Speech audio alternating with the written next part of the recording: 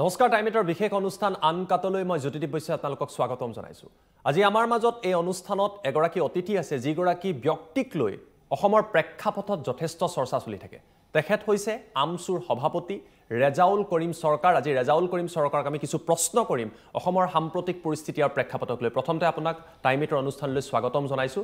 আৰু অনুষ্ঠানৰ প্ৰথমতে মই আপোনাৰ পৰা জানিব বিচাৰিছো বৰ্তমান সময়ত অসমত কেইবাটাও বিষয়ক লৈ কেইবাটাও প্ৰসংগক লৈ চৰ্চা চলি আছে। সেয়া লাগিলে উচ্ছেদৰ অভিযান হওক মিয়া প্ৰসংগ হওক। মোৰ প্ৰথম প্ৰশ্নটো হ'ল উচ্ছেদ অভিযান ৰাজ্যত চলিছে, এই সমগ্ৰ অভিযানক লৈ আমছুৰ স্থিতি কি? চাওক, প্ৰথম কথা হৈছে মই অসমবাসী ৰাইজক এটা কথা স্পষ্ট কৰি দিব বিচাৰিছোঁ যে আমি কেতিয়াও উচ্ছেদ বিৰোধী নহয়, কিন্তু অসমত যি ধৰণে অমানৱীয়ভাৱে ধৰ্মীয় সংখ্যালঘুসকলক টাৰ্গেট কৰি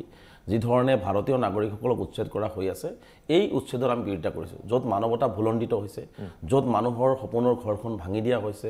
য'ত শিশুক তেওঁলোকৰ অধিকাৰৰ পৰা বঞ্চিত কৰা হৈছে, য'ত শিক্ষাৰ অধিকাৰৰ পৰা বঞ্চিত হৈছে, য'ত মানুহ আজি নাখাই আছে, য'ত আজি পেলেষ্টাইন সদৃশ পৰিৱেশ, গাজা সদৃশ পৰিৱেশত মানুহ জীয়াই আছে, তেনেকুৱা এটা পৰিৱেশৰ আমি বিৰোধিতা কৰিছোঁ। আমি বাৰে বাৰে অসম চৰকাৰক আহ্বান জনাই আহিছিলোঁ যে আপোনালোকৰ যদি চৰকাৰী ভূমিত কোনো মানুহ, চৰকাৰী ভূমিত মানুহ এনেই থাকিবলৈ নাযায়। চৰকাৰী ভূমিত নিশ্চিতভাৱে সেই মানুহখিনি ভূমি নথকাৰ কাৰণে বা ভূমিহীন হোৱাৰ বাবে, গৰাখহনীয়াৰ কবলত পৰি হওক বা প্ৰাকৃতিক দুৰ্যোগৰ কাৰণতে হওক, ভূমিহীন হোৱাৰ বাবে আচলতে চৰকাৰী মাটিত জীৱন নিৰ্বাহ কৰিব মানুহ গৈছিলে। গতিকে চৰকাৰক যদি সেই ভূমিখিনি লাগে, চৰকাৰে আলাপ আলোচনাৰ জৰিয়তে পিছপিনে দি মানুহক আক্ৰমণ কৰাৰ পৰিৱৰ্তে, মানুহক সকলো ধৰণৰ অধিকাৰৰ পৰা বঞ্চিত কৰাৰ পৰিৱৰ্তে আলোচনাৰ জৰিয়তে এই ভূমি লৈ যদি মানুহখিনিক এটা সংস্থাপনৰ ব্যৱস্থা কৰি দিলেহেঁতেন, মই ভাবোঁ যে অসমৰ কোনো মানুহে ইয়াত বিৰোধিতা নকৰিলেহেঁতেন। কিন্তু কেৱল মাত্ৰ এটা ৰাজনৈতিক উদ্দেশ্য আগত ৰাখি অসমৰ মুখ্যমন্ত্ৰী ডাঙৰীয়াই ৰাজনৈতিক লাভালাভৰ কাৰণে ধৰ্মীয় সংখ্যালঘুসকলক টাৰ্গেট কৰি এটা সহজ টাৰ্গেট, তাৰমানে ধৰ্মীয় সংখ্যালঘুক টাৰ্গেট কৰিলে মানে কথা কোৱা মানুহে তেওঁলোকে দুৰ্বল শ্ৰেণীৰ মানুহ, গতিকে এই ধৰণৰ তেওঁ ভাবি আৰু হিন্দু মুছলিম পলাৰাইজেশ্যনটো বহুত ধুনীয়াকৈ কৰিব পাৰে। গতিকে এই কথা বতৰাবিলাক চিন্তা কৰি তেওঁ আচলতে টাৰ্গেট কৰিয়েই এই ধৰণৰ উচ্ছেদবিলাক চলাইছে। আৰু উচ্ছেদো কৰা হৈছে, য'ত য'ত উচ্ছেদ হৈছে মই দেখিছোঁ ধৰ্মীয় মেৰুকৰণেৰে উচ্ছেদ কৰা হৈছে। গতিকে আমি সেইকাৰণে এইবিলাকৰ বিৰোধিতা কৰিছোঁ যে উচ্ছেদ যদি হয় ধৰ্মীয় মেৰুকৰণেৰে কিয় হৈ আছে। উচ্ছেদ যদি কৰা হৈছে তেনেহ'লে সেই মানুহখিনি সংস্থাপন দিয়া হ'ল নে নাই? সেই মানুহখিনি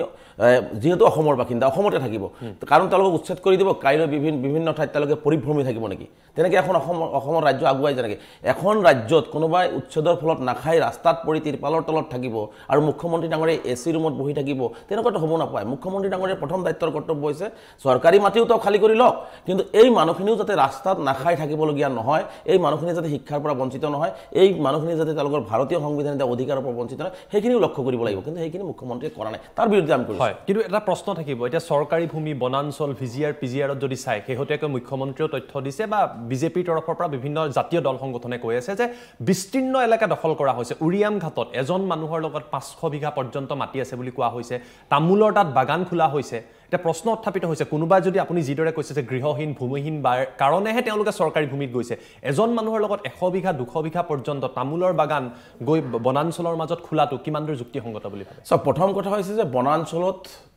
আচলতে বনাঞ্চল দখল কৰাটো এটা অপৰাধ, আৰু বনাঞ্চল কোনো দখল কৰিব নালাগে, এইটো মই স্পষ্টকৈ কৈছোঁ। কিন্তু বনাঞ্চলত আজি মুখ্যমন্ত্ৰীয়ে সঁচা কথাবিলাক নকয়, মুখ্যমন্ত্ৰীয়ে মিছাৰ আশ্ৰয় লৈ কোৱাৰ কাৰণে আচলতে কথাবিলাকৰ ডাঙৰকৈ লেঠাবিলাক লাগিছে। মুখ্যমন্ত্ৰীক মই বাৰে বাৰে স্পষ্ট কৰিব কৈছিলোঁ যে মুখ্যমন্ত্ৰী ডাঙৰীয়া এটা কথা স্পষ্ট কৰক যে উৰিয়াম ঘাটৰ বনাঞ্চলত কোনে থাকিব পাৰে আৰু কোনে থাকিব নোৱাৰে। উৰিয়াম ঘাটৰ বনাঞ্চলটোত যদি বিজেপিৰ কাৰ্যালয় থাকিব পাৰে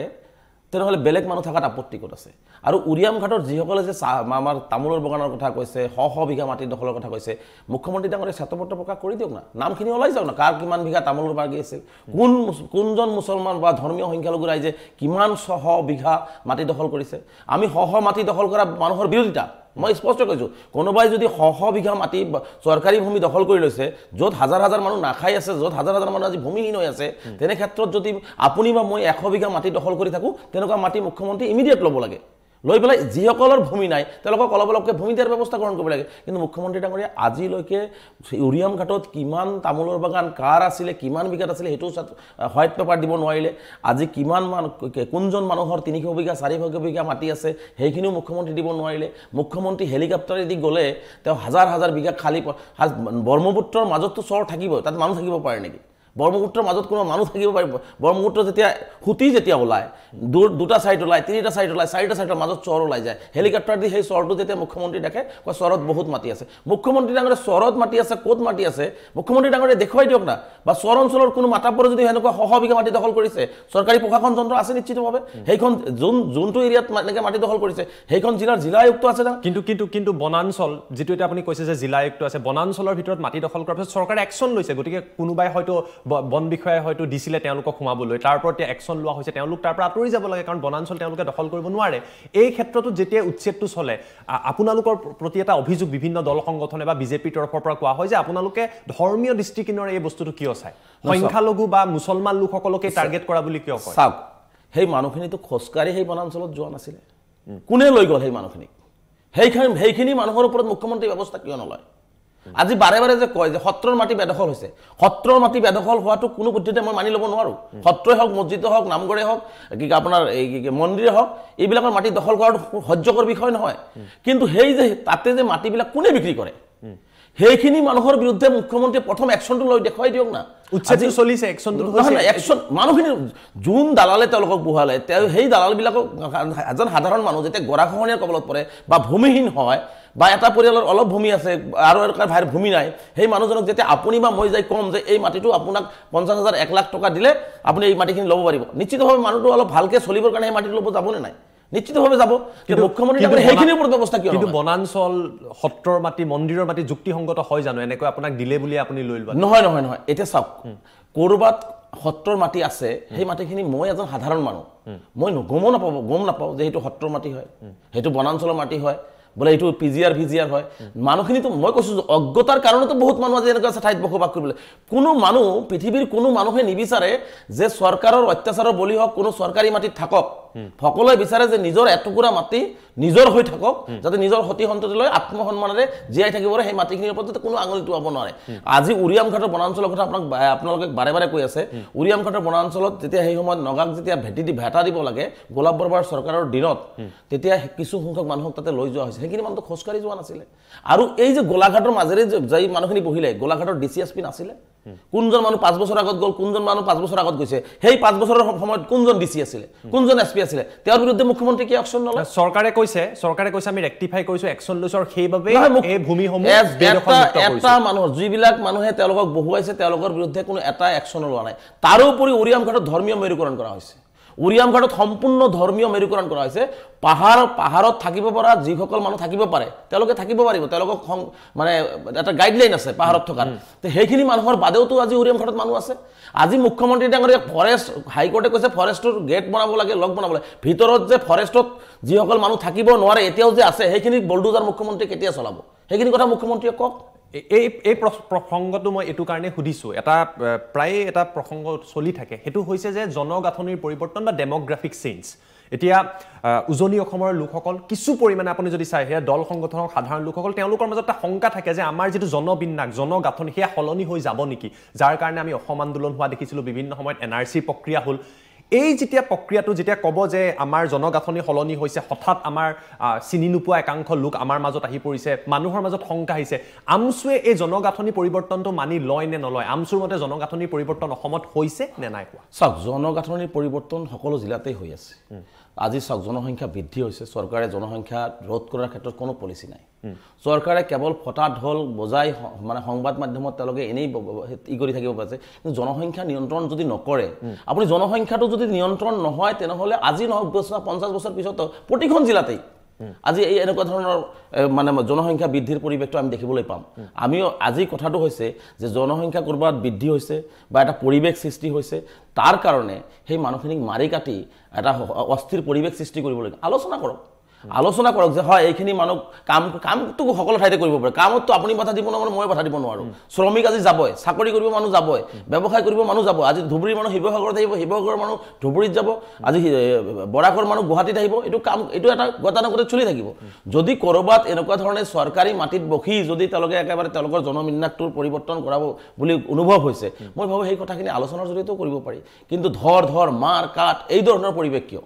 এই ধৰণৰ পৰিৱেশে অসমখনৰ এটা সুস্থিৰ পৰিৱেশ সৃষ্টি কৰিব না ভয় সংখ্যা মানুহৰ পৰা দূৰ হ'ব এইটো ভয় সংখ্যা দূৰ হৈ থকা নাই এটা ভেদাভেদ সৃষ্টি হৈছে আপুনি আৰু মই এনেকুৱা এটা পৰিৱেশ হৈছে যিটোৱে আহিব লগা দিনবিলাকত অসমৰ কাৰণে ভয় মানে ক্ষতিকাৰক হ'ব সেইটোতো আমি বিচৰা নাই গতিকে আলোচনাৰ জৰিয়তে যিবিলাক বস্তু সমস্যাৰ সমাধান হয় সেই সমস্যাখিনিত তেওঁলোকে আচলতে আক্ৰমণমূলকভাৱে মানে মানে বিভিন্ন গালিগালাজৰ মাজেৰে বিভিন্ন শব্দ প্ৰয়োগ কৰি যদি এই ধৰণৰ কামবিলাক কৰিব যায় মই ভাবোঁ যে যিটো মূল সমস্যা আপোনালোকে ধৰিছে সেই সমস্যাৰ পৰা আঁতৰি গৈ বেলেগ এটা সমস্যাৰ সৃষ্টি হ'ব আৰু তাত ৰাজনৈতিক দলবিলাকে লাভালাভ ল'ব বাংলাদেশৰ পৰা প্ৰব্ৰজন এটা দীঘলীয়া সমস্যা অসমত এইটো দীঘলীয়া সময় ধৰি আমি দেখিছোঁ অসম আন্দোলনৰ পৰা আৰম্ভ কৰি এটা দীঘলীয়া এটা প্ৰচেষ্টা আজিও চলি আছে আজিও ৰাজনৈতিক এইটো এটা বিষয় বা অৰাজনৈতিক দল সংগঠনো ইয়াক লৈ মাত মাতি আহিছে সেয়া লাগিলে সদৌ অসম ছাত্ৰ সন্থা হওক বা বিভিন্ন সংগঠন হওক আমছুৱে এই বিষয়টোক লৈ কি বুলি ভাবে যে বাংলাদেশৰ পৰা অবৈধ প্ৰব্ৰজন অসমত হৈছে তাৰ ফলত যিদৰে কোৱা হৈছে যে এনআৰচি কৰিবলগীয়া হ'ল বৰ্তমান সময়ত এনআৰচি পুনৰীক্ষণৰ বিভিন্নজনে দাবী তুলি আছে এই পৰিৱেশটো হৈছে নে নাই হোৱা আপোনাৰ দৃষ্টিত কি ভাবে বাংলাদেশৰ পৰা অবৈধ প্ৰব্ৰজন হৈছে নে নাই বাংলাদেশৰ পৰা অবৈধ প্ৰব্ৰজনৰ কথা মই এতিয়া ক'ব নোৱাৰোঁ কাৰণ যেতিয়া বাংলাদেশ নাছিলেই সেই সময়ত পূৰ্ববংগৰ পৰা কিছু সংখ্যক মানুহক ব্ৰহ্মপুত্ৰ উপত্যকাত কাম কৰিবৰ কাৰণে আৰু ঝাৰখণ্ড অঞ্চলৰ উত্তৰ অঞ্চলৰ পৰা কিছু আদিবাসী ভাইসকলক কাম কৰিবৰ কাৰণে লৈ অহা হৈছিল 5 টকাৰ ৰিটাৰ্ণ টিকেটো দিয়া হৈছে যে থাকি কাম কৰি কৰিলে ভাল লাগিলে থাকিব নহ'লে আপোনালোকে ৰিটাৰ্ণ আহিব গতিকে তেতিয়া বাংলাদেশৰ কথা নাছিল বাংলাদেশী যদি আছে মই স্পষ্টকৈ কৈছোঁ যে বাংলাদেশী শব্দটো আৰু বাংলাদেশী শব্দটো যদি অসমত নাথাকে বহু ৰাজনৈতিক নেতাৰ ঘৰত মানে আমাৰ যেটো গ্যাস চৌকা নজ্বলিব চুলা নজ্বলিব বহু সংগঠনৰ নেতাৰ চুলা নজ্বলিব মই স্পষ্টকৈ কৈছোঁ এইটো কাৰণ বাংলাদেশী শব্দটো ব্যৱহাৰ কৰি এই দোকানটো চলায়ে এই শব্দটো ব্যৱহাৰ কৰিয়ে বহুতে আজি চলি আছে এই ৰাজনৈতিক আকাশ বতাক অসমৰ পৰিৱেশ অস্থিৰ কৰি আছে গতিকে আমি স্পষ্টকৈ কৈছোঁ যে যেহেতু অসম চুক্তি আমি সকলোৱে মানি লৈছোঁ 71 চন 25 মাৰ্চ কাট অফ ইয়াৰ কৰা হৈছে 71ৰ পিছত যিসকল আছে ধৰি বান্ধি বাংলাদেশ হেলিকপ্টাৰ দি পঠাই দিয়া হওক না আমছুৱে সহযোগিতা কৰিব আজি দেখিছোঁ যে মুখ্যমন্ত্ৰীক টুইট কৰি থাকে যে আজি 5জনক আলহী খেদি দিয়া হ'ল 6জনক আলহী খেদি দিয়া হ'ল মুখ্যমন্ত্ৰী ডাঙৰীয়া এইটো বিফলতা নহয় জানো গৃহ বিভাগৰ দায়িত্বত থকা অমিত শ্বাহ ডাঙৰীয়া বিফলতা নহয় জানো কিয় আজিলৈকে বাংলাদেশ সীমান্ত সিল সম্পূৰ্ণ নহল কিয় বাংলাদেশ সীমান্ত দি আহি কৰিমগঞ্জ বা মেঘালয় দি মানুহ সোমাব পৰা পৰিৱেশ এতিয়াও আছে কিয় উন্মুক্ত হৈ আছে এই কথাবিলাক মুখ্যমন্ত্ৰীকে আপোনাৰ সমৰ্থন কৰে নাই যিসকলক পঠিয়াই দিছে উভতাই দিছে নহয় বাংলাদেশী থাকিব নোৱাৰে দেখি আহিছে সব বাংলাদেশী অসমত 71ৰ পিছত যি বাংলাদেশী আছে অসমত থাকিব নোৱাৰিব আমাৰ ষ্টেণ্ড ক্লিয়াৰ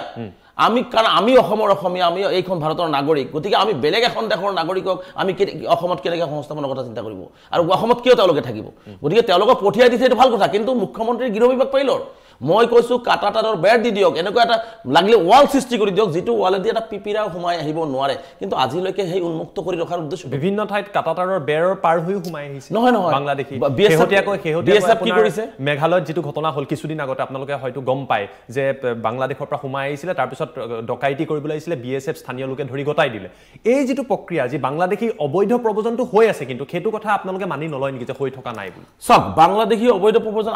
আমি কৈছোঁ যে বাংলাদেশী অবৈধ প্ৰব্ৰজন আমি দেখা নাই বৰ্ডাৰত ধৰি আছে পঠাই দি আছে বৰ্ডাৰত ধৰি আছে মানে আপোনালোকৰ মতে প্ৰব্ৰজনটো হোৱা নাই নহয় প্ৰব্ৰজন আমি দেখাই নাই বাংলাদেশী আমি দেখাই নাই কিন্তু যিখিনি আমি সংবাদ মাধ্যমত দেখি আছোঁ বৰ্ডাৰত দেখি আছোঁ মানে অসমত বাংলাদেশী নাই এতিয়া বাংলাদেশী থাকিব পাৰে মই 71ৰ পিছত মই সেইকাৰণে স্পষ্ট কৰিছোঁ যে 71ৰ পিছত যদি কোনো বাংলাদেশী আছে মই এখোজ আগুৱাই গৈ গৈছোঁ আপোনাক এজন মুছলমান দেখুৱাই দিয়ক এজন মুছলমান 71ৰ পিছত দেখুৱাই দিয়ক খেদি পঠিওৱাৰ দায়িত্ব আমি চৰকাৰে আমাক দেখুৱাই দিয়ক যে বা কোনোবাই দেখুৱাই দিছে এইখিনি বাংলাদেশী হয় জেনুইন বাংলাদেশী হয় গতিকে এইখিনি পঠিয়াব লাগে কোনোবাই পঠিয়াব নোৱাৰিলেও আমছুৱে সেইখিনি বুকুত ধৰি হ'লেও বাংলাদেশৰ বৰ্ডাৰ পাৰ কৰি দিয়াৰ ক্ষমতা আছে কাৰণ বাংলাদেশীক প্ৰশ্ৰয় দিয়াটো কোনো পদ্ধতি মানি লওক কিন্তু বাংলাদেশীৰ নামত ভাৰতীয় নাগৰিকক অত্যাচাৰ কৰি থাকিব ভাৰতীয়ক অত্যাচাৰ কৰি থাকিব ভাৰতীয়ক বদনাম কৰি থাকিব এজন অসমীয়াক তেওঁলোকে বাংলাদেশী শব্দ ব্যৱহাৰ কৰিব পুছবেক কৰিব ভাৰতীয় নাগৰিকক পুছবেক কৰি আকৌ ঘূৰাই আনিব এই ধৰণৰ অপমান কিয় কৰিব গতিকে এজন ভাৰতীয় নাগৰিকৰ তেওঁৰ আত্মসন্মান আছে তেওঁ ভাৰতীয় নাগৰিক গতিকে তেওঁক এনেকুৱা ধৰণে বেলেগ এখন দেশৰ নাগৰিকৰ লগত তুলনা কৰি যদি অত্যাচাৰ কৰা হয় তাত মাত মাতিলে কয় আমি বাংলাদেশীৰ ৰক্ষক আমি বাংলাদেশী এই প্ৰশ্নটো এইটো কাৰণে উত্থাপিত হৈছে আমছুৰ কথা যেতিয়াই কোৱা হয় এটা প্ৰশ্ন উত্থাপিত হয় যে বাংলাদেশীৰ হৈ আপোনালোকে মাত মাতি থাকে বিভিন্ন সময়ত এইটো হয়তো চৰ্চা আপোনালোকেও শুনিছে মোৰ প্ৰশ্নটো হৈছে এতিয়া এটা বিষয়ক লৈ চলিছে খিলঞ্জীয়া আমছুৱে এই খিলঞ্জীয়া প্ৰসংগটো কিদৰে আছে আৰু আমছু খিলঞ্জীয়া বিৰোধী নেকি চাওক আজিলৈকে খিলঞ্জীয়াৰ ডেফিনেশ্যনেই নাহিল চৰকাৰে খিলঞ্জীয়াৰ সম্পূৰ্ণ ডেফিনেশ্যনটো আগত দিয়ক এতিয়া মানে মুখ্যমন্ত্ৰী ডাঙৰীয়া কেইদিনমান আগতে দেখিলোঁ মুখ্যমন্ত্ৰী ডাঙৰীয়া নিজেও কয় মই নিজেও খিলঞ্জীয়া নহয় গতিকে এইবিলাক কথা বাৰ্তা আমি দেখিছোঁ গতিকে প্ৰথম কথা হৈছে যে আমি কাৰো বিৰুদ্ধে আমি অসম শদিয়াৰ পৰা ধুবুৰীলৈকে পাহাৰৰ পৰা ব্ৰহ্মপুত্ৰ বৰাকলৈকে আমি সকলোৱে এক অসমীয়া আমাৰ কথা হৈছে ইয়াত বিদেশী থাকিব নোৱাৰে আজি মুখ্যমন্ত্ৰীৰ কথা হৈছে ইয়াত বিদেশী আমি কাৰ জৰিয়তে আনিম আমিতো কোৱা নাই বিদেশীক ইয়াত সংস্থাপিত কৰক আজি মুখ্যমন্ত্ৰীক বিদেশী আনিব বিচাৰিছে আৰু আমি কৈছোঁ বিদেশী ৭১ পিছত খেদিব লাগে আৰু ৭১ৰ আগৰ মানুহখিনিক যাতে কোনো ধৰণৰ হাৰাশাস্তি নহয় কিন্তু বাৰে বাৰে আপুনি চাব বাৰে বাৰে চাব যে আজি উৰিয়াম ঘাটত উচ্ছেদ কৰিছে যদি সেইখিনি মানুহক যদি আপুনি কয় যে সন্দেহজনক বাংলাদেশী অমুক তমুক আমি মানি ল'ম নেকি কিন্তু অসমতে আছে সেইখিনি যদি সন্দেহজনক হয় সেইখিনি যদি বাংলাদেশী হয় উৰিয়াম ঘাটত চেকপোষ্ট লগাই অসমৰ মুখ্যমন্ত্ৰী গৃহ বিভাগৰ দায়িত্বত থকা পুলিচে তাতে তন্নতন্নকে কিয় পৰীক্ষা নকৰিলে কাৰণ মুখ্যমন্ত্ৰী ভালকে জানে যে এইসকল অসমৰ বাসিন্দা এইসকল ভাৰতীয় নাগৰিক এইসকল ৭১ৰ আগৰ বহুত বছৰ আগৰ বাসিন্দা এওঁলোকে যাৰ কাৰণে মুখ্যমন্ত্ৰী ডাঙৰীয়াতো আজি তেওঁলোকক চেক নকৰিলে আমিতো কৈছোঁ য'ত উচ্ছেদ কৰিব যদি সন্দেহজনক শব্দ কয় বাংলাদেশী বুলি কৈছে যোনে কৈ আছে আহক না আমি সন্মুখত থাকিম প্ৰমাণ কৰক না যদি প্ৰমাণ কৰিব পাৰে যে এওঁলোকে বাংলাদেশী হয় কোনো একো ক'ব নালাগে আমচুৱে তাৰ দায়িত্ব ল'ব বাংলাদেশ পঠোৱাবৰ কাৰণে মই পুনৰবাৰ প্ৰশ্নটোলৈ উভতি গৈছোঁ যে খিলঞ্জীয়া যিটো মানে আপোনাৰ চৰ্চা চলি আছে খিলঞ্জীয়াক লৈ মোৰ প্ৰশ্নটো হৈছে আমচুত খিলঞ্জীয়া লোক নাথাকে নি কিয় মই সুধিছোঁ আমচুৰে আন এটা সংগঠনো আমি দেখিছোঁ আমচু খিলঞ্জীয়া বুলি তেওঁলোকে কৈছে যে আমি এই আমচুৰ লগত নাই আমি আমচু খিলঞ্জীয়া আপোনালোকৰ মাজতে মোৰ প্ৰথম প্ৰশ্ন দ্বিতীয় প্ৰশ্ন যিসকল গৰিয়া দল সংগঠন আছে কিছুদিন আগতে তেওঁলোকৰ সভাপতিয়ে আপোনালোকক সমালোচনা কৰি কৈছে যে আমচুৱে বৃহত্তৰ বাংলাদেশৰ যিটো এটা ষড়যন্ত্ৰ বিভিন্ন সময়ত হৈ থাকে অসমত চামিলকৰণৰ তাতো আমচু জড়িত হৈ আছে এয়া আমাৰ কথা নহয় মই লাগিলে আপোনাক মন্তব্য শুনাই দিওঁ তেওঁ সংবাদ মাধ্যমৰ আগত আপোনালোকৰ বিৰুদ্ধে এটা এলিগেশ্যন আনিছে মোৰ প্ৰশ্নটো হৈছে আমচু খিলঞ্জীয়া কিয় কৰিবলগীয়া হ'ল আৰু গৰিয়া মৰিয়া যি সংগঠন আছে তেওঁলোকে কিয় আপোনালোকক নিজৰ বুলি মানি ল'ব পৰা নাই কিয় এই বিভদটো আহিছে কিয় আপোনালোকক বাংলাদেশী ৰক্ষক বুলি কৈছে চাওক আজি আমাৰ মাজত বিভেদ আনিবৰ কাৰণে সংখ্যালঘু সমাজৰ মাজত বিভেদ আনিবৰ কাৰণে বহুতেই বহু ধৰণৰ চেষ্টা কৰে আজি ঐক্যবদ্ধভাৱে সংগ্ৰামখন যদি আমি আগুৱাই লৈ নাযাওঁ শদিয়াৰ পৰা ধুবুৰীলৈকে আমি কৈছোঁ মই নিজৰ মাকক ভাল পাওঁ বুলি মই আনৰ মাকক কেতিয়াও অশ্ৰদ্ধা নকৰোঁ শ্ৰদ্ধা কৰোঁ কিন্তু আমাৰ মূল কথা হৈছে যে আমাৰ যিখিনি সমস্যা আছে এই সমস্যাখিনি শদিয়াৰ পৰা ধুবুৰীলৈকে সকলোৰে সমাধান হ'ব লাগে আজি গৰিয়া ভাইসকলৰ সমস্যাৰ সমাধান হৈছে জানো সৰ্বানন্দ সোণোৱাল ডাঙৰীয়া ১০০ কোটি টকা দিব খুজিছিলে দিছে জানো আজি আজান পীৰৰ নামত আমি এটা ইউনিভাৰ্চিটিৰ আসন সংৰক্ষণৰ কথা কৈছিলোঁ দিছে জানো আজি গৰিয়া ভাইসকলক স্বায়ত্ত মানে ছেটেলাইট ভিত্তিত স্বায়ত্ত পৰিষদৰ কথা কোৱা হৈছিল আমচুৰ পৰা উত্থাপন কৰাইছিলে দিছে জানো আজি দেশী ভাইসকলক যোৱাকালিও দেখিছোঁ আজি শিৱসাগৰত তেওঁলোকক যি ধৰণে অত্যাচাৰ কৰে যাক খিলঞ্জীয়াৰ চাৰ্টিফিকেট দিয়া হৈছে যাক খিলঞ্জীয়াৰ চাৰ্টিফিকেট মুখ্যমন্ত্ৰী নিজে খোদ দিছে সেই মানুহখনক অত্যাচাৰ কৰা হৈছে আজি ধুবুৰীৰ দুজনীকে মহিলাক আজি বাংলাদেশক পুছবেক কৰি থৈ অহা হ'ল আজি তেওঁলোকে দেশী মানুহ তেওঁলোকক যি ধৰণৰ অত্যাচাৰ কৰা হৈছে গতিকে মুখ্যমন্ত্ৰীৰ টাৰ্গেট হৈছে ধৰ্মীয় সংখ্যা কিন্তু মুখ্যমন্ত্ৰীয়ে কোৱা নাই এতিয়া কোনোবাই যদি মই কাকো সমালোচনা কৰিব যোৱা নাই কোনোবাই যদি কাৰোবাৰ চুটুলিপি মতে ক'ৰবাত যদি কিবা কৰিছে মোৰ ক'বলগীয়া একো নাই মই আমচুৰ যিহেতু সংবিধান মতে মই ধুবুৰীৰ পৰা শদিয়ালৈকে বৰাকৰ পৰা ব্ৰহ্মপুত্ৰলৈকে অসম আৰু অসমীয়াৰ হৈ কাম কৰিছোঁ লগতে সংখ্যালঘু জনগণৰ আৰ্থ সামাজিক শৈক্ষিক উত্তৰণৰ কাৰণে আৰু সংখ্যালঘু সমাজৰ যিখিনি মূল সমস্যা আছে সেইখিনি সমাধানৰ কাৰণে আমি চেষ্টা কৰিছোঁ তাত কোনোবাই আমাক বেয়া পায় তাত কোনোবাই যদি আমাক ভাগ কৰিব বিচাৰিছে কাৰণ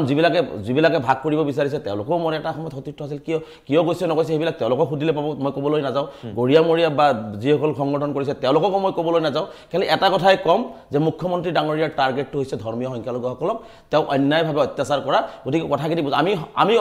আমি অসম বিৰোধী নহয় আমি অসমৰ সকলো জাতি জনগোষ্ঠীৰ বিৰোধী নহয় আমি সকলো ঐক্যবদ্ধৰে এটা বৃহত্তৰ অসমীয়া জাতি গতিকে আমি এই বৃহত্তৰ অসমীয়া জাতিৰ এটা আমি পাৰ্ট গতিকে সেই পাৰ্টটো যদি ভাঙি থানমান কৰি আমাৰ শক্তিটোক দুৰ্বল কৰিবৰ কাৰণে একাংশ চেষ্টা কৰে কিন্তু তেওঁলোকৰ অভিযোগটো হৈছে আপোনালোকে যিদৰে মুখ্যমন্ত্ৰীক বাৰে বাৰে সমালোচনা কৰিছে আপোনালোকৰ গণতান্ত্ৰিক অধিকাৰ তাত ক'বলগীয়া নাই কিন্তু তেওঁলোকে কৈছে যে যেতিয়াই বাংলাদেশী বা সন্দেহযুক্ত বাংলাদেশী বা অবৈধ প্ৰব্ৰজনকাৰী প্ৰসংগ আহে মই লাগিলে বাক্যটো এই অনুষ্ঠানৰ মাজত বজাই দিম তেতিয়াই আমচুৱে জাঙুৰ খাই পৰে বুলি তেওঁলোকে কৈছে আৰু ইয়াক গৰিয়া সংগঠনৰ তৰফৰ পৰা কোৱা হৈছে বা আমচু খিলঞ্জীয়াই কৈছে যে আমি পৃথক আমচু আমি কিন্তু সেই আমচু নহয় আমি আমচু খিলঞ্জীয়া মই আপোনাক স্পষ্ট কৰি দিছোঁ যে এতিয়া আসিয়া বেগম গোলাঘাটৰ মৌখোৱাৰ ছোৱালীজনী এতিয়াওতো আপোনাৰ কোকৰাঝাৰৰ আপোনাৰ হল্ডিং কেম্পত আছে এতিয়াও ধুবুৰীৰ দুজনকৈ মহিলা সন্ধানহীন হৈ আছে দেশীসকলৰ এই দেশী জাহাংগীৰক যেতিয়া আপোনাৰ লখিমপুৰৰ ঢকুৱাখানাত হত্যা কৰা হ'ল তে এই কথা বাৰ্তাবিলাক আমি তুলি ধৰাটো আমাৰ অপৰাধ নেকি আমাৰ কথা হৈছে এই কথা বাৰ্তা তুলি ধৰিব লাগিব আজি মোৰ কথা হৈছে যে আজি গৰিয়া মৰিয়া দেশী ভাইসকলৰ কাৰণে মোৰ তেওঁলোকৰ প্ৰতি আহ্বান থাকিব যে জনগোষ্ঠীয় সংগঠন কৰিছে জনগোষ্ঠীয় সমস্যাসমূহ কেনেকৈ সমাধান কৰিব তাৰ কাৰণে গুৰুত্ব প্ৰদান কৰক আৰু জনগোষ্ঠীয় মানুহখিনিক যি ধৰণৰ অত্যাচাৰ কৰা হৈছে সেইখিনি কথাও তেওঁলোকে অলপ অনুধাৱন কৰক মই পুনৰবাৰ কৈছোঁ যে বাংলাদেশীৰ লগত অসমৰ মুছলমানৰ কোনো ধৰণৰ সম্পৰ্ক নাই বাংলাদেশৰ লগত অসমৰ মুছলমানৰ ৰাতি দিন ডিফাৰেঞ্চ কাৰণ তেওঁলোকৰ কাৰণে আজি অসমৰ মুছলমানে আজি বিভিন্ন সময়ত অপমান অপদস্থ হ'ব লগা হয় যি সময়ত ভাৰত চৰকাৰে বাংলাদেশৰ লগত সম্পৰ্ক স্থাপন কৰি থাকে যি সময়ত অসমৰ মুখ্যমন্ত্ৰী সঘনাই বাংলাদেশ গৈ থাকে গতিকে তেনে অৱস্থাত সেই বাংলাদেশৰ কাৰণে আজি অসমৰ বাসিন্দাই আজি সেই অপবাদটো ল'ব লগা হৈছে গতিকে সেই অপবাদ আমি ল'ব বিচৰা নাই আমাৰ কথা হৈছে স্পষ্ট ৭১ৰ পিছত যিসকল বাংলাদেশে যাব লাগে আৰু যিসকলে আমাক ভাগ কৰি এই ধৰণৰ মাজলৈ ঠেলি দিব বিচাৰিছে মইতো আপোনাৰ মাজত ভাগ কৰা নাই আজি আপোনালোকৰ মাজতো বিভিন্ন ভাগ আছে মানে জাতিগতভাৱে জনগোষ্ঠীয়ভাৱে ভাগ আছে আমিতো সেইটো ক'ব যোৱা নাই কিন্তু আমাৰ মাজত আপোনালোকে বাৰে বাৰে এইটো কথা কিয় কয় গতিকে আমি কোৱা নাই কথাটো মই কৈছোঁ কথাটো স্পষ্ট যে আমি প্ৰথম হৈছে আমি অসমীয়া আমি ভাৰতীয় তাৰপিছত হয়তো ধৰ্মত মই মুছলমান আৰু জিলা ভিত্তিত ভাষা ভিত্তিত বিভিন্ন ঠাইত আজি যদি আপুনি কোকৰাঝাৰত যায় কোকৰাঝাৰত বড়ো ভাইসকলৰ ভাষাটো অলপ বেলেগ হ'ব বজ্ৰাজবিহীন ভাইসকলৰ ভাষাটো বেলেগ হ'ব আজি শিৱসাগৰৰ অসমীয়াৰ লগত আজি বৰপেটাৰ অসমীয়াৰ ভাষাটোৰ মিল থাকিব নেকি অলপ হ'লে ডিফাৰেঞ্চ আহিব গুৱাহাটীৰ লগত নলবাৰীৰ ডিফাৰেঞ্চ আহিব গতিকে ভাষা ভিত্তিত বিভিন্ন ঠাইত বিভিন্ন ভাষা ভিত্তিত জনগোষ্ঠী থাকিব পাৰে বিভিন্ন মানুহ থাকিব পাৰে কিন্তু মূলতে আমি অসমীয়া মূলতে আমি এক বৃহত্তৰ অসমীয়া জাতি গতিকে সেই বৃহত্তৰ অসমীয়া জাতিৰ পৰা এটা অংশক বাদ দিলে বৃহত্তৰ অসমীয়া জাতি গঠন প্ৰক্ৰিয়াটো আগবাঢ়ি যাব নেকি অসমখন আগবাঢ়ি যাব মই কিয় আপোনাক কৈছোঁ শেহতীয়াকৈ আপুনিও চাগে মন্তব্যটো দেখিছে যে মিয়ালেণ্ড লাগে তেওঁলোকে কৈছে আমি ১ কোটি মিয়া আছোঁ বড়োৱে যদি বড়োলেণ্ড দাবী কৰিব পাৰে কোচে যদি কমতাপুৰ দাবী কৰিব পাৰে মিয়ালেণ্ড দাবী কৰিব লাগে প্ৰথম কথা সেইটো হয়তো আপুনি মন্তব্যটো শুনিছে দ্বিতীয়তে শেহতীয়াকৈ এগৰাকী যুৱতীয়ে ফেচবুকত এটা ভিডিঅ' বনাইছে আৰু অসমীয়া জাতিক লৈ যিবিলাক কথা কৈছে সভ্য সমাজত সেই বাইটকেইটাও আমি প্লে কৰিব নোৱাৰোঁ এই যেটো প্ৰবণতা যে মিয়ালেন আমি লৈ লম আমি ১ কোটি মানুহ আছো আমি অসমীয়া এনেকুৱা অসমীয়া তেনেকুৱা যিবিলাক শব্দ এগৰাকী মহিলা যুৱতীয়ে ব্যৱহাৰ কৰিছে এইবিলাকে কৰবাত আমাৰ জাতিটোত ভাঙুন নানিব জানো কৰবাত প্ৰশ্ন অসমীয়া জাতিয়ে নিশ্চিত কৰিব নেকি যে আমাৰ সংকট আহিছে যেটো কথা কৈ থকা হৈছে ডেমোগ্ৰাফিক চেঞ্জ হৈছে আমাৰ ভাষা সংস্কৃতি কৃষ্টিটো লৈ ল'ব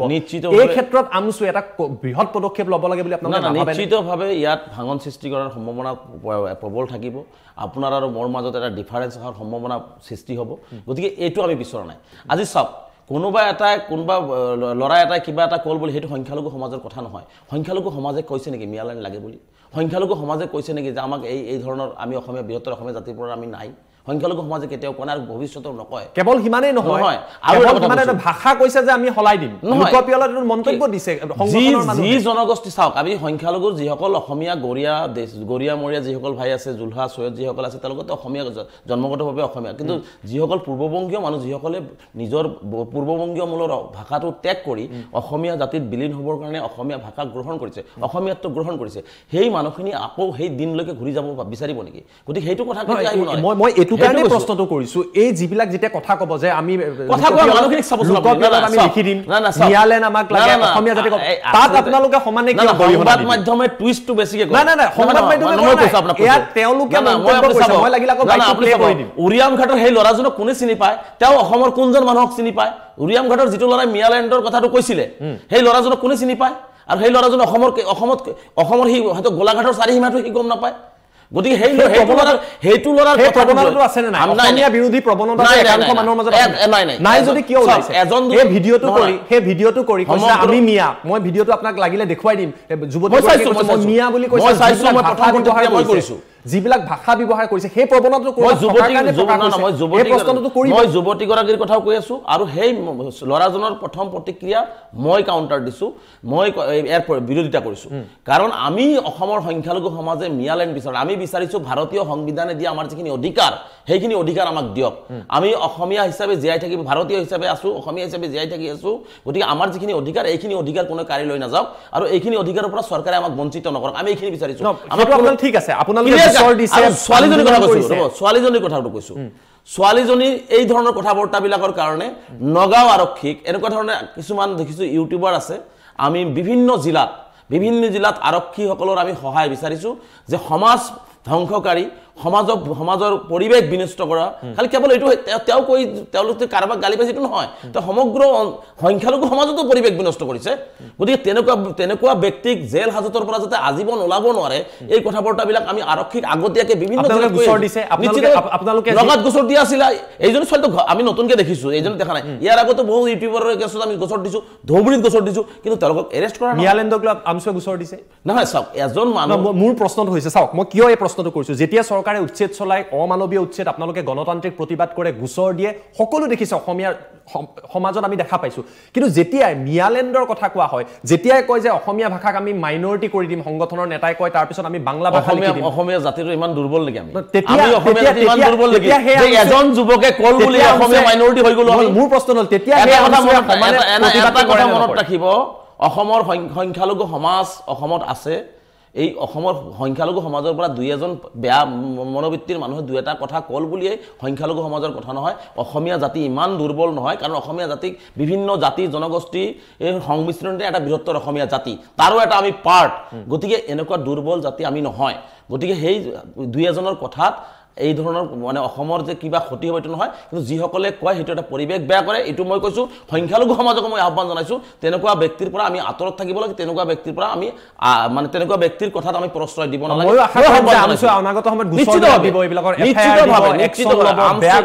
অসম আৰু অসমৰ বিৰুদ্ধে যোৱা যিকোনো মানুহৰ বিৰুদ্ধে একশ্যনত আমচু যাব কিন্তু একশ্যন ল'ব যাওঁ আমি কিন্তু চৰকাৰে সেইখিনিত আকৌ উদ্যোগনী চৰকাৰে কোনো ব্যৱস্থা নলয় তাৰমানে চৰকাৰে এনেকুৱা এটা পৰিৱেশ হৈছে যে আপুনি গালি পাৰিব মই আপোনাক গালি পাৰি থাকিম হৈ থাকক চৰকাৰৰ লাভ পলাৰাইজেশ্যন হৈ গ'ল চৰকাৰৰ লাভ হ'ল হিন্দু মুছলমান হৈ গৈছোঁ আমি হিন্দু মুছলমান বিচৰা নাই আমি বিচাৰিছোঁ অসমীয়া এক অসমীয়া জাতি গতিকে সেইটো চৰকাৰে আকৌ বিচাৰি থকা নাই যিটো হিমন্ত বিশ্ব শৰ্মা ডাঙৰীয়াই আজি কৈ আছে নহয় যে অসমীয়া জাতি অসমীয়া মানুহ আমি ভয় খাইছে মানুহ ভয় খাইছে মুখ্যমন্ত্ৰী তেওঁ কোৱা কথা নহয় মই কিয় কৈছোঁ নহয় শেহতীয়াকৈ যদি আপুনি চাই উজনি অসমত যদি আপুনি ভালকৈ দেখিছে যে বিভিন্ন দল সংগঠন ওলাই আহিবলগীয়া হৈছে তেওঁলোকৰ এটা পৰিৱেশৰ সৃষ্টি হৈছে যে আমাৰ ভাষাৰ প্ৰতি ভাবুকি কিয় আহিছে মই আপোনাক এই চিন্তাটো মই ক'ব বিচাৰিছোঁ আজি 24 ঘণ্টা 48 ঘণ্টা পূৰ্বে বাংলাদেশৰ নম্বৰৰ পৰা ধুবুৰীৰ বিভিন্ন প্ৰান্তলৈ হোৱাটছআপত কল আহিছে মেছেজ আহিছে কিবা জামাতে ইছলামী নে কি সংগঠন আমি নাজানো আৰু তাৰ পাছত তেওঁলোকে কৈছে যে সীমান্তত থকা আমি গাঁও জ্বলাই দিম যদিহে আমাৰ মানুহৰ ওপৰত একশ্যন আৰক্ষীক কৈ দিবি এই কথাবিলাক যেতিয়া কোৱা হ'ব বাংলাদেশ সীমান্তৰ পৰা যেতিয়া আহিব ক'ৰবাত মানুহৰ ভয় থাকিব ক'ৰবাত মানুহৰ ডেম'ক্ৰেটিক পৰিৱৰ্তনৰ ভয় থাকিব এটা কথা মই অসমৰ সেইটো আপুনি নহয় বুলি ক'ব বিচাৰিছে নেকি তেনেকুৱা এটা চক্ৰ নাই বুলি ক'ব বিচাৰিছে নেকি কোনোবাই অসম অস্থিৰ কৰিবৰ কাৰণে অসমৰ পৰিৱেশ বেয়া কৰিবৰ কাৰণে এটা দুষ্ট চক্ৰ লাগি থাকিব পাৰে আৰু এই চক্ৰবিলাকে সদায় অসমখনত বা ভাৰতবৰ্ষত যি মোৰ কথা হৈছে ভাৰতবৰ্ষৰ আভ্যন্তৰীণ মানে বিষয়ত যিসকলে বাহিৰৰ পৰা মাত মাতে তেওঁলোকৰ বিৰুদ্ধে ভাৰত চৰকাৰ অসম চৰকাৰ কঠোৰ হ'ব লাগিব আলহী হিচাপে বৰ্ডাৰত ধৰিছোঁ আলহী হিচাপে পঠাই দিলে নহ'ব তাহলে বাংলাদেশকো বুঝাই দিব লাগে বর্ডারত বিএসএফে বুঝাই দিব লাগিব যে বাংলাদেশৰ মানে আমাৰ ইন্ডিয়াৰ মানে 1 ইঞ্চি মাটিত তেওঁলোকৰ ভৰি থলে ভৰি ভাঙি দিয়া ভৰি নাথাকিব গুলিৰে ঠকা হৰকা কৰা হ'ব এই পৰিবেশ সৃষ্টি কৰিব লাগিব গতিকে কোনোবাই এটা কথা মই স্পষ্টকৈ অসমবাসী ৰাইজক কৈছো সীমান্ত অঞ্চলত যোন অঞ্চলত মুছলমান লোক আছে বাংলাদেশটো দূৰৰ কথা বাংলাদেশৰ কোনো এটা মানুহে আমাৰ অসমৰ 1 ইঞ্চিও ক্ষতি কৰিব নোৱাৰে বিএসএফ পুলিশ বাদে দিয়ক আমাৰ হেই সীমান্ত অঞ্চলত থকা স্বাভিমানী ভাৰতীয় অসমীয়া সকলেই যথেষ্ট বাংলাদেশক এহখিনি দিবৰ কাৰণে গৃহ বিভাগৰ মুখ্যমন্ত্ৰী বিফল হ'ব পাৰে অমিত শাহ ডাঙৰীয়া বিফল হ'ব পাৰে কিন্তু সেই সীমান্ত অঞ্চলত থকা স্বাভিমানী অসমীয়া ভাৰতীয় যিসকল আছে যদি বাংলাদেশে যদি চকু দেখুৱাই নহয় চকু উঠাই তেওঁলোকৰ চকু আকৌ বাংলাদেশত বস্তাত ভৰাই পঠাই দিব আমসক গুছৰ দিব এনেকুৱা ঘটনাবিলাক নিশ্চিত হৈ গৈছে কিয় নিজৰ দেশত কোনোবাই আক্ৰমণ কৰিব হ'ব নিজৰ দেশৰ মানুহক কোনোবাই ভাবুকি দিব কাৰণ এইখন দেশ আপোনাৰ যেনেকুৱা আপোন মোৰই আপোন গতিকে এইখন দেশৰ প্ৰতি আপোনাৰ যিমান শ্ৰদ্ধা আছে যিমান দায়িত্ব আছে মোৰো সমান শ্ৰদ্ধাৰ দায়িত্ব আছে গতিকে এইখন দেশক কোনোবাই আঙুলি তুলিব এইখন দেশক মানে কোনোবাই আহি তাতে দাবী ধমকি দিব মানুহ মাৰিম বুলি ক'ব হেতু আমি সহ্য কৰিম নেকি হি বাংলাদেশ হক আৰ জুনি নহক আমেৰিকা হক ৰাশিয়া হক জি হক কোনোবাই ভাৰতেৰ ওপৰত অসমৰ ওপৰত চকু তুলিলে তাৰ চকু টানি উলিয়াই আনিব লাগে স্পষ্ট কথা আমচুৰিটো মই এটা আন এটা প্ৰসংগ আহিছো যেটো মিয়া বিতৰ্ক চলি আছে উজনি অসমত মিয়া এক প্ৰকাৰৰ সুমাবলৈ দিয়া নাই তাক লৈ আপোনালোক হৰব হৈ আছে মিয়া শ্ৰমিকক উভতাই পঠিয়াইছে এই সমগ্ৰ প্ৰসংগটোত আপোনালোকে কি দৰে ভাবে যে মিয়া শ্ৰমিক তালৈ গৈ আছে এয়া জনগাঁথনিৰ বাবে এয়া ভাবুকি হয় নে নহয় হেয়া আৰু এই সমগ্ৰ প্ৰক্ৰিয়াটোক লৈ আপোনাৰ প্ৰতিক্ৰিয়া কি সব শ্ৰমিক যাব নে শ্ৰমিক তো যাবই শ্ৰমিক বিলাক তো খোজকাৰি নিজে নিজে যোৱা নাই কোনোবাই ন্যাশনাল হাইৱেৰ কাম কৰিবৰ কাৰণে লৈ গৈছে কোনোবাই চৰকাৰী লোক নিৰ্মাণ বিভাগৰ কাম কৰিবৰ কাৰণে লৈ গৈছে কোনোবাই জেজেএমৰ কাম কৰিবৰ কাৰণে লৈছে চৰকাৰী কাম কোনোবাই হয়তো নিজৰ ঘৰৰ কামক লৈছে কোনোবাই ইটাভাড়াত কাম কৰিব লৈ গৈছে তে কাম কৰিব যোৱা মানুহখিনিক যদি আপুনি বীৰত্ব প্ৰদৰ্শন কৰে মই ভাবো এইটো বীৰত্ব নহয় এটা কাপোৰ খালি কাৰণ এজন সাধাৰণ মানুহ ভাৰতীয় নাগৰিক ক'তবা কাম কৰিব যাব তাক আপুনি মিয়াটো এটা কি বস্তু মিয়াত আপোনালোকে বাৰে বাৰে মিয়া শব্দ মিয়া এটা সন্মানীয় শব্দ মিয়া কোনো জাতি নহয় যে এটা জাতি বা জনগোষ্ঠী হৈছে এইটোতো নহয় মিয়া এটা সন্মানীয় শব্দ সেই শব্দটোৰে এটা অপব্যাখ্যা কৰি আজি সাধাৰণ শ্ৰমিকসকলক পিঠি ফালি দিয়া হৈছে সাধাৰণ শ্ৰমিকসকলক যি ধৰণে মানে অন্যায় কৰা হৈছে যোৱাকালি দেখিলোঁ আজি দেশী শ্ৰমিকসকল ঘূৰি আহি কৈছে কোনোবাই ধন দাবী কৰিছে গতিকে এইটো ভাল লক্ষণ জানো আইন হাতত তুলি লোৱা আৰু শ্ৰমিক যোনে শ্ৰমিক লৈ যায় আজি মই আপোনাক কৈছোঁ যে কাৰ ঐশ্বৰিক শক্তি সিদিনাখন যে মাজুলীত 24জনকে শ্ৰমিক বঙাইগাঁৱৰ পৰা মোৰ ঘৰৰ ওচৰৰ পৰা শ্ৰমিক লৈ যোৱা হৈছে কোনোবা ঠিকাদাৰৰ জৰিয়তে যে লৈ যোৱা হৈছিল কাৰ ঐশ্বৰিক শক্তিত তেওঁলোকক মাজুলীত লৈ যোৱা হৈছে তেওঁলোকেতো মাজুলী চিনি নাপায় কাম কৰিবৰ কাৰণে কোনোবাই তেওঁক মাজুলী লৈ যাব লাগিব মাজুলী তেওঁলোকৰ মানে পূৰ্বপুৰুষেও দেখা নাই হয়তো মাজুলী কেনেকুৱা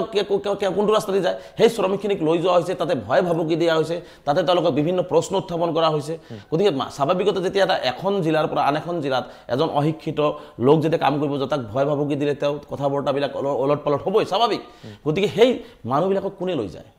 গতিকে সেই মানুহবিলাকৰ বিৰুদ্ধে কিয় ব্যৱস্থা নলয় যিসকলে আজি উজনি অসমত আজি ধৰক চিঞৰ বাখৰ কৰি আছে আপুনি মাজুলী প্ৰসংগটো আনিছে মোৰ এটা প্ৰশ্ন মনলৈ আহিছে এটা ভিডিঅ' আমিও দেখিছিলোঁ সংবাদ মাধ্যমৰ আগত তেওঁলোকে অসমৰ মুখ্যমন্ত্ৰী কোন তেওঁ কৈছে হাছিনা বেগম এজনক সুধিছে আপোনালোকৰ ক'ৰ পৰা আহিছে ৰাজধানী কি নাজানে অসমৰ কি নাজানে গতিকে এই কথাবিলাক যেতিয়া আমাৰ সমাজৰ মাজত আহিব ক'ৰবাত মানুহৰ এটা প্ৰশ্নটো থাকিবই ক'ৰবাত মানুহৰ শংকা থাকিব যে অসমৰ মুখ্যমন্ত্ৰী কোন তেওঁ নাজানে অসমৰ ৰাজধানী কি নাজানে কিন্তু তেওঁলোকে কৈছে মই অসমীয়া মই ভাৰতীয় এই প্ৰশ্নটোৰ উত্তৰ আমছে কি দিখেৰে চাই চাওক মই এইটোৰ উত্তৰ আমি এটাই কাৰণত দি আছোঁ যে ঘৰে ঘৰে শিক্ষা তেতিয়াই ৰক্ষা আজি কংগ্ৰেছৰ চৰকাৰেই হওক বা এজিবিৰ চৰকাৰেই হওক আজি বিজেপিৰ চৰকাৰেই হওক আজি এই মানুহখিনিক সদায় ভোট বেংকৰ ৰাজনীতি কৰিলে এই মানুহখিনিক সদায় ৰাজনৈতিক পথাৰত ব্যৱহাৰ কৰিলে কিন্তু এই মানুহখিনিক শিক্ষিত নকৰিলে আজি যদি এই মানুহখিনিক বহু মানুহ আছে আজি শিক্ষিত হৈ আছে কিন্তু বহু আজি মানুহ আছে যিসকলে শিক্ষাৰ পোহৰ নাপালে দুৰ্গম অঞ্চলত আজি শিক্ষাৰ পোহৰ নাই যাৰ কাৰণে এই মানুহখিনি শিক্ষিত নোহোৱাৰ কাৰণে আজি হয়তো তেওঁলোকে মুখ্যমন্ত্ৰীৰ নাম নাজানে মামা বুলি গম পায় মামাটো হয়তো মোবাইলে হাছিনা বেগম বুলি কৈছে তাৰপিছত কোন বঙাইগাঁও জিলাৰ এজনক সুধিছে কৈছে আমাৰ এমপি আব্দুল খালেক তো গমেই নাপায় যে তেওঁৰ এমপি কোন আছে বা তেওঁৰ এমএলএ বেলেগ এজনৰ নাম কৈ দিলে গতিকে স্বাভাৱিকতে তেওঁলোকৰ এইটো জ্ঞানৰ অভাৱ মই ভাবোঁ যে তেওঁলোকে শিক্ষিত নোহোৱাৰ কাৰণে এনেকুৱা ধৰণৰ কথা বাৰ্তাবিলাক কয় আৰু এইটো আমাৰ কাৰণেও দুৰ্ভাগ্যজনক মই এইটো অকপটে স্বীকাৰ কৰিছোঁ সংখ্যালঘু সমাজৰ যিসকল শিক্ষিত মানুহ আমি আছোঁ আমাৰ কাৰণেও দুৰ্ভাগ্যজনক যে আমি সেইখিনি এতিয়ালৈকে গঢ় দি উঠাব পৰা নাই গতিকে আশাবাদী আমি যে নিশ্চিতভাৱে খুব কম সময়ৰ ভিতৰত চৰকাৰে যদি মাহিয়াৰ দৃষ্টিৰে এই অঞ্চলবিলাকক নাচায় তেনেহ'লে নিশ্চিতভাৱে এই মানুহখিনি এটা দিনত আৰু দপদপে শিক্ষাৰ ক্ষেত্ৰত আগবাঢ়ি আপুনি মই এটা প্ৰসংগ কৰিম আপোনালোকে এটা ভাল কাম কৰিছিলে বাল্য বিবাহৰ বিৰুদ্ধে কৰিছে ড্ৰাগছ মুক্ত এখন সমাজৰ বাবে যথেষ্ট সংখ্যালঘু অঞ্চলত গৈ চৰ চাপৰিত গৈ আপোনালোকে সভা কৰি আছে আমছুৱে এই প্ৰক্ৰিয়াটোত কিমান পৰিৱৰ্তন দেখিছে যে বাল্য বিবাহৰ ক্ষেত্ৰত হওক শিক্ষাৰ ক্ষেত্ৰত হওক স্বাস্থ্যৰ ক্ষেত্ৰত কিমান পৰিৱৰ্তন আহিছে আৰু কিমান চেলেঞ্জেছ থাকে বহুত চেলেঞ্জত আমি এই কামটো হাতত লৈছিলোঁ বাল্য বিবাহটো কাৰণ আমাৰ 100তকৈ ওপৰত আমাৰ ওপৰত এফআইআৰ কৰিছে মানুহে সেইটো সময়ত 2016-17 আমাক আক্ৰমণ কৰিছে কিন্তু আমি বদ্ধপৰিকৰ আছিলোঁ 2025 চনৰ ভিতৰত অসমৰ সংখ্যালঘু সমাজৰ পৰা বাল্য বিবাহ নোহোৱা কৰি দিম কিন্তু আজিৰ তাৰিখত মই ভাবোঁ যে প্ৰায় সম্পূৰ্ণ আমি কৰিছোঁ হয়তো দুই এটা জাগাত আমি নজনাকৈ হয়তো কোনোবা এটাত কিবা এটা হ'ব পাৰে কিন্তু আজিৰ তাৰিখত কিন্তু প্ৰায় আমি 100% বাল্য বিবাহ বন্ধ হৈছে বুলি ক'লেও ভুল নহ'ব আৰু শিক্ষাৰ ক্ষেত্ৰতো আমি শিক্ষাৰ ক্ষেত্ৰতো যথেষ্ট পৰিমাণে কষ্ট কৰি আছোঁ যে আমি যিকোনো মূল্যৰ বিনিময়ত শিক্ষিত হ'ব লাগিব কাৰণ শিক্ষিত হ'লেহে ফৰেষ্টত যে মানুহ থাকিব নাপায় ফৰেষ্টত যে মানুহ থকা নাযায় এই কথাটো কেতিয়া গম পাব তেতিয়া তেওঁ শিক্ষিত হ'ব তেওঁ গম পাব যে না আচলতে ফৰেষ্ট এটা তেওঁলোকৰ ৰিজাৰ্ভেশ্যন আছে ফৰেষ্টত মানুহ সোমাব নোৱাৰে ফৰেষ্টত মানুহ থাকিব নোৱাৰে গতিকে এই যে কথা বাৰ্তাবিলাক বা চৰকাৰী আঁচনি যে আজি মানুহখিনি পাই থকা নাই প্ৰতাৰণাৰ বলি হৈছে যেতিয়া শিক্ষিত হ'ব তেওঁলোকে এইখিনি কথা বুজি পাব গতিকে যাৰ কাৰণে আমি ঘৰে ঘৰে শিক্ষা তেতিয়াহে ৰক্ষাৰ শ্লোগানেৰে আজি 3 বছৰৰ পৰা কাম কৰি আছোঁ আৰু 3 বছৰত আপুনি এটা পৰিৱৰ্তন আমি দেখিছোঁ যে এটা পৰিৱৰ্তনৰ আশা আমি দেখিছোঁ যে হয়তো আৰু 4-5 বছৰ লাগিব যে এই পৰিৱৰ্তনখিনি কৰিবৰ কাৰণে আমি এই কাৰণেই চেষ্টা কৰি আছোঁ যাতে আমাৰ মাজত আপোনাৰ মাজত এটা ভেদাভেদ নাথাকক উজনি নামনি নাথাকক সকলো মানুহ শিক্ষিত হৈ সকলো মানুহে নিজৰ মৰ্যাদা বুজি পায় সকলো মানুহ নিজৰ কথাখিনি বুজি পায় যাতে সকলোৱে এটা বৃহত্তৰ অসমীয়া জাতি বা অসমখনক বা ভাৰতবৰ্ষখনক যাতে বিশ্বৰ দৰবাৰত মানে চিনাকি দিয়াৰ ক্ষেত্ৰত যাতে সংখ্যালঘু সমাজৰো যাতে এটা অগ্ৰণী ভূমিকা থাকে তাৰ কাৰণে কাম কৰি আছোঁ আৰু আমি আশাবাদী যে আৰু ড্ৰাগছ মুক্ত সমাজ গঢ়িবৰ কাৰণে আমি চেষ্টা কৰিছোঁ, কিন্তু আমি পুলিচৰ পৰা সহায় পোৱা নাই। মই স্পষ্টকৈ কৈছোঁ, পুলিচে এই ক্ষেত্ৰত যথেষ্ট ঢিলা। পুলিচে যথেষ্ট, কাৰণ ড্ৰাগছত চাব আপুনি, ড্ৰাগছ যেতিয়া ধৰে, ড্ৰাগছত কম পৰিমাণৰ ড্ৰাগছ থাকিলে কিন্তু আপোনাৰ কোৰ্টে তেওঁক বেইল দিব লগা হয়। গতিকে ড্ৰাগছ বহু ক্ষেত্ৰত দেখিছোঁ যে পুলিচে অলপ সপাঢিলা নীতি লোৱাৰ বাবে ড্ৰাগছবিলাক কিন্তু আজিও চলি আছে। গতিকে আমি আশা কৰিম যে অসম আৰক্ষীয়ে আৰু অধিক কঠোৰ ব্যৱস্থা গ্ৰহণ কৰক, চৰকাৰে শিক্ষাৰ ক্ষেত্ৰত গুৰুত্ব দিয়ক, জন্ম নিয়ন্ত্ৰণত চৰকাৰে, কাৰণ বিয়াগুম এটা স্বাস্থ্য বিভাগ আছে, যি সময়ত সংখ্যালঘু সমাজত জন্ম নিয়ন্ত্ৰণৰ কথা ক'লে বহু মানুহে অলপ পাইছিলে, সেই সময়তো কিন্তু ডক্টৰ ইলিয়াছ আলীয়ে কিন্তু চহৰ অঞ্চল বিভিন্ন অঞ্চলত গৈ মানে জন্ম নিয়ন্ত্ৰণৰ কথা কৈছে আৰু সংখ্যালঘু সমাজে কিন্তু মানি লৈছে। আজিৰ যিটো আজিৰ প্ৰজন্মত এটা বা দুটা সন্তান আছে। গতিকে এইটোৱে যদি আমি কণ্টিনিউ আৰু 10 বছৰ যদি আমি মানুহৰ মাজত লৈ যাব পাৰোঁ, কাম কৰিব পাৰোঁ, যে এই যে আপোনালোকৰ এটা পৰিৱৰ্তন দেখিছে, জনগাঁথনিৰ পৰিৱৰ্তন বা এই শংকা, এইবোৰ আঁতৰ হ'ব। লগতে আৰু এটা কাম চৰকাৰে কৰিব লাগিব, যিসকল গৰাখহনীয়া প্ৰতি বছৰ গৰাখহনীয়া হয়, সেই গৰাখহনীয়া পীড়িত মানুহখিনিক য'ত গৰাখহনীয়া হয় তাতেই তেওঁলোকক সংস্থাপনৰ ব্যৱস্থা কৰা হওক। নহ'লে তেওঁলোকে ক'ৰবাত চৰকাৰী মাটিত বহিব, কালি তাৰ পৰা উচ্ছেদ কৰি দিব, আকৌ পৰিভ্ৰমী চৰাইৰ দৰে তেওঁলোকে অসমতে থাকিব, যিহেতু অসমৰ বাসিন্দা। মই বাৰে বাৰে চৰকাৰক এইটো কথাই কৈছোঁ যে তেওঁলোকে পৰিভ্ৰমী চৰাই হোৱাতকৈ তেওঁলোকক স্থায়ী ঠিকনা দিয়া হওক। স্থায়ী ঠিকনাটো যেতিয়া দিয়া হ'ব, তেতিয়া সেই মানুহজন আৰু বেলেগলৈ যাবলৈ চিন্তা নকৰিব, তেওঁ নিজৰ স্থায়ী ঠিকনাটো থাকিব আৰু এই শংকাবিলাক নোহোৱা হ'ব। আৰু হয়, এটা প্ৰশ্ন, NRCৰ প্ৰসংগটো মই এইটো কাৰণে উত্থাপন কৰিছোঁ, আমচুৰ কথা যেতিয়াই কয় NRCৰ পাইলট প্ৰজেক্টৰ বৰপেটাৰ সেই ঘটনাটো আহি যায়, বিভিন্ন সময়ত আপোনালোকে সমালোচনাৰো এইটো সন্মুখীন হয় যে সেই সময়ত আপোনালোকৰ সংগঠনে, হয়তো আপুনি তেতিয়া নাছিলে বা আন কিছু নেতৃত্ব আছিলে, তেওঁলোকে বাধা দিছিলে। এই প্ৰশ্নটো এই কাৰণে উত্থাপিত হৈছে যে অসমৰ জনতাৰ মাজত আজিও ক'ৰবাত প্ৰশ্ন আছে, যেতিয়াই বাংলাদেশৰ কোনো ঘটনা বা বাংলাদেশী ইছ্যুক লৈ কোনো এটা পদক্ষেপ লৈ তাত ক'ৰবাত আমচুৱে বাধা দিবলৈ চেষ্টা কৰে নেকি? মই দুটা কথা ক্লিয়াৰ কৰিছোঁ, আমি বাংলাদেশীৰ ইছ্যুটো য'ত আহে আমি বাধা দিয়াৰ কোনো চেষ্টা নকৰোঁ। যেতিয়া বাংলাদেশীৰ ইছ্যুটো আৰু সন্দেহজনক আৰু বাংলাদেশী শব্দবোৰ লৈ যেতিয়া 71ৰ আগৰ ভাৰতীয় নাগৰিকৰ ওপৰত অন্যায় কৰা হয়, তাত আমি মাত মাতোঁ আৰু মই 1000 বাৰ মাত মাতিম। তাত মোক যদি কোনোবাই কিবা ৰক্ষক বুলিও কয়, তাত মোৰ ক'বলগীয়া নাই, আপত্তি কৰিবলগীয়া নাই, মই কৈ থাকক। কিন্তু 71ৰ আগৰ মানুহখিনিক যদি কোনোবাই হাত দি কথাবিলাক কয়, আঙুলি তুলি কথা কয়, তাত মই মাত মাতিম। কিন্তু 71ৰ পিছত যিসকল আছে তাক তালি টোপোলা বান্ধি পঠাই দিয়ক, সহযোগিতা কৰিম। আজি NRCৰ ক্ষেত্ৰৰ কথা কৈছোঁ। NRC যেতিয়া ফৰ্মখন বিতৰণ কৰা হৈছে, মানুহে বহু ধৰণে বহু কথা কয়, সেই নেতৃত্বৰ সন্মুখৰ পৰা ময়ো দিছিলোঁ। আব্দুৰ ৰহিম আহমেদৰ লগত মই সভাপতি আছিল, মই সাধাৰণ সম্পাদক আছিলোঁ। গতিকে মই সন্মুখৰ পৰা নেতৃত্ব দিছোঁ। সেই সময়ত বাৰে পাছে আমি ফৰ্মখনত ভুল দেখিছিলোঁ। আমি কৈছিলোঁ NSK চেণ্টাৰ হ'ব লাগে। আমি কৈছিলোঁ যে মানুহখিনি DC অফিচত আহি ফৰ্ম ফিল আপ কৰিটো এটা হাহাকাৰ পৰিৱেশৰ সৃষ্টি হ'ব, এইবিলাক কৰিব লাগে। যিকেইটা ডকুমেণ্টছ দিয়া হৈছিল তাতেও বহু ধৰণৰ ভুল আছিল। এই কথা বতৰাবিলাক কৈ আমি মুখ্যমন্ত্ৰী, তেতিয়া প্ৰায়তঃ মুখ্যমন্ত্ৰী তৰুণ গগৈ ডাঙৰীয়াক আমি বাৰে বাৰে বিনয় কৰিছিলোঁ যে আপুনি এইখিনি বস্তু ঠিক কৰি দিয়ক। চৰকাৰে যেতিয়া ঠিক কৰি নিদিল, তেতিয়া আমি গণতান্ত্ৰিক আন্দোলন কৰিলোঁ। আৰু গণতান্ত্ৰিক আন্দোলন কৰিব যাওঁতে পৰিকল্পিতভাৱে অসম পুলিচে আমাৰ ওপৰত ফায়াৰিং কৰিছে। আমাৰ 3জনকৈ মানুহ শ্বহীদ হৈছে, 150তকৈ মানুহ অধিক আহত হৈছে। গতিকে তাতে আমাক ভুল ব্যাখ্যা কৰা হয় যে NRCত আমিহে মানে গণ্ডগোল কৰিলোঁ। আমি গণ্ডগোল কৰা নাই, গণ্ডগোল অসম চৰকাৰে কৰিছে, যাৰ কাৰণে অসম চৰকাৰে তৎকালীনভাৱে সেই কামটো ষ্টপ কৰি কেবিনেট ছাব কমিটিত কেইবাবাৰো মিটিং কৰি সেই ভুল শুধৰাই NSK চেণ্টাৰৰ পৰা আৰম্ভ কৰি যিকেইটা দাবী সাধাৰণ জনতাই, প্ৰতিজন মানুহৰে উপকাৰ হৈছেতো, সাধাৰণ জনতাই যিখিনি বিচাৰিছিলে সেইখিনি তেওঁলোকে মানি লৈ সেই NRCৰ কামটো আৰম্ভ কৰিছে। ক'ব বিচাৰিছিলে বৰপেটা কাণ্ডত আমচুৰ কোনো ভূমিকা নাছিল। চাওক, আমি গণতান্ত্ৰিক আন্দোলন কৰিব কৈছোঁ। জিলা আয়ুক্তগৰাকী, জিলা উপায়ুক্তগৰাকী আমি অনুৰোধ কৰিছোঁ, আপুনি তললৈ আহক। আমাৰ মেমৰিয়েল যিবিলাক ফুটেজ আমি বিভিন্ন সময়ত দেখি থাকোঁ, শিলগুটি দলিওৱা হওক, বাহন জ্বলাই দিয়া হওক, এই সমগ্ৰ প্ৰক্ৰিয়াটো আছে। গতিকে সেইকাৰণে মই আজি আপোনাক স্পষ্টভাৱে দিছোঁ, ক'ৰবাত মানুহৰ মাজত এটা শংকা আছে যে আমচু বাংলাদেশী ৰক্ষক নেকি। মানুহৰ মাজত শংকা এইটো থাকিব নালাগে। মানুহে বহু ধৰণৰ বহু কথা ক'ব। আপোনাৰ আজিৰ এই কথা বৰ্তাখিনিতো আপুনি চাব যে আমাক বহু ধৰণে বহু কথাই ক'ব, কিন্তু আমি এটা কথা স্পষ্ট যে আমি বাংলাদেশী খেদাৰ নামত, বাংলাদেশীৰ পক্ষৰ নামত আমাৰ আমচুৰ কোনো ধৰণৰ ভূমিকা ইয়াত নাই। আমচু স্পষ্ট কথা, বাংলাদেশী যাব লাগে, 71ৰ আগৰ যিমান বাংলাদেশী আছে যাব লাগে। আৰু বাংলাদেশীৰ লেবেল লগাই যি ভাৰতীয় নাগৰিকক, আজি জুপুৰি ঘৰ এটা দেখিলেই আপুনি চাব, জুপুৰি ঘৰ এটা দেখিলেই কিবা কাৰণত দুখীয়া মানুহ এজন জুপুৰি ঘৰ উঠাইছে, সেইটোকে যদি কেমেৰাত জুম কৰি কোৱা হয় যে সন্দেহজনক নাগৰিক, আজি সেইজন মানুহক পৰীক্ষা নকৰাকৈ সন্দেহজনক নাগৰিক তেওঁ আহি দখল কৰিছে, এই কথাটো ক'লেতো আমাৰো দুখ লাগে না। গতিকে সেইজন ভাৰতীয় নাগৰিকতো হ'ব পাৰে। সন্দেহজনক যদি হৈছে তাক তন্নতন্নকৈ পৰীক্ষা, আৰু সন্দেহজনক বাংলাদেশী কৈ আজিলৈকে পঠাব কিয় নোৱাৰে, পৰীক্ষা কৰি প্ৰমাণ কিয় কৰিব নোৱাৰে। মই আকৌ কৈছোঁ আপোনাৰ এই অনুষ্ঠানত যে যদি মুখ্যমন্ত্ৰী ডাঙৰীয়াই, আমিতো 1000 বাৰ পৰীক্ষা দিছোঁ, আৰু যদি কিবা মেচিন আছে মেচিন লৈ আহক, মানুহখিনি সোমাই পৰীক্ষা কৰক। কাৰণ আমি পৰীক্ষা দি শেষ কৰি হেক পৰ্যায়ত পাইছোঁ আৰু আমি পৰীক্ষা নিদিওঁ SIR আহি আছে কি নাই স্পষ্ট আৰু পৰীক্ষা নিদিওঁ আমি SIR চাওক ইয়াত অসমত আমি NRC বিচাৰিছোঁ ভাৰতবৰ্ষৰ বিভিন্ন ৰাজ্যত NRC বিচৰা নাই গতিকে ইয়াত আমাৰ ইয়াতে যিহেতু NRC হৈ গৈছে সুপ্ৰিম কোৰ্টৰ মানে তত্ত্বাৱধানত হৈ গৈছে আমি ভাৰত চৰকাৰৰ গৃহ মন্ত্ৰালয় বৈদিক মন্ত্ৰালয় মানি লৈছে সুপ্ৰিম কোৰ্টৰ এইটো মান্যতা দিছে তেনে ক্ষেত্ৰত SIRৰ ইয়াত প্ৰয়োজনীয়তাই নাই NRC পুনৰীক্ষণৰ দাবী উত্থাপন হৈ আছে চাওক NRCৰ পুনৰীক্ষণ ইতিমধ্যে হৈ গৈছে আৰু কোনোবাই আগতীয়াকৈ পুনৰীক্ষণৰ দাবী কৰিছিল সেই কেছবিলাক 2024 চনতে সকলো কেছ নিষ্পত্তি কৰি দিছে 5জনীয়া বিচাৰপীঠে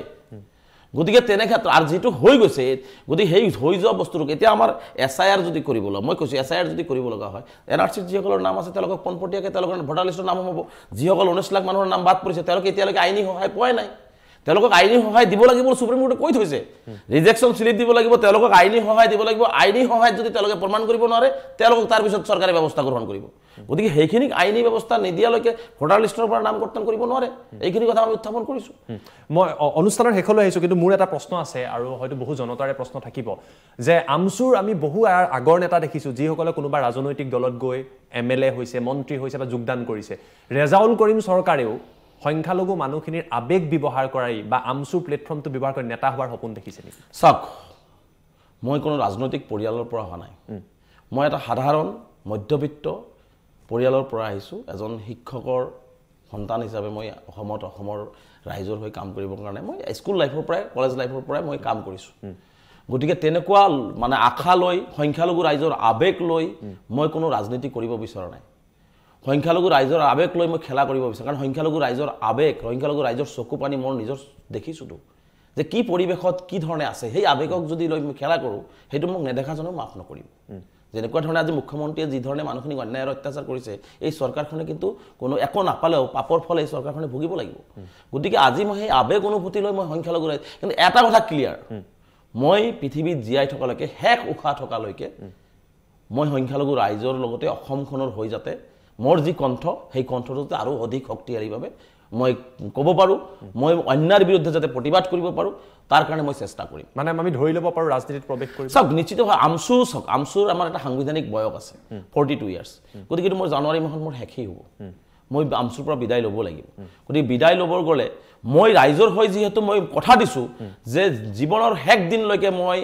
সংখ্যালঘু সমাজৰ লগতে অসমৰ সাৰ্বাংগীন উন্নয়নৰ কাৰণে মোৰ কণ্ঠ মই দিব বিচাৰিছোঁ মই মোৰ কথাখিনি ক'ব বিচাৰিছোঁ প্ৰতিটো অন্যায়ৰ প্ৰতিবাদ মই কৰিব বিচাৰিছোঁ নিশ্চিতভাৱে মই কিবা এটাতো কৰিব লাগিব গতিকে সেইখিনি কথাও মই ভাবোঁ যে সংখ্যালঘু ৰাইজৰ লগত আলোচনা কৰি সংখ্যালঘু ৰাইজৰ পৰামৰ্শ লৈ অসমৰ বিভিন্ন বুদ্ধিজীৱী আছে অসমৰ মোৰ শুভাকাংক্ষী আছে তেওঁলোকৰ পৰামৰ্শ লৈ মই পৰৱৰ্তী পদক্ষেপ গ্ৰহণ কৰিম হয় ধন্যবাদ জনাইছোঁ ৰেজাউল কৰিম চৰকাৰ ডাঙৰীয়া আৰু আজি অনুষ্ঠানত তেখেতে বহু কথা ক'লে বহু প্ৰশ্ন আমি কৰিলোঁ যে আমচুৱে খিলঞ্জীয়াক লৈ কিভাৱে অসমীয়া জাতিৰ গঠনৰ প্ৰক্ৰিয়াক লৈ কিভাৱে সকলোখিনি কথাৰ তেওঁ উত্তৰ দিলে অনুষ্ঠানটো চাই কেনে পালে আৰু তেখেতৰ মন্তব্যক লৈ আপোনালোকে কি ভাবিছে সেয়া কমেণ্ট কৰি আমাক জনাবলৈ নাপাহৰিব ধন্যবাদ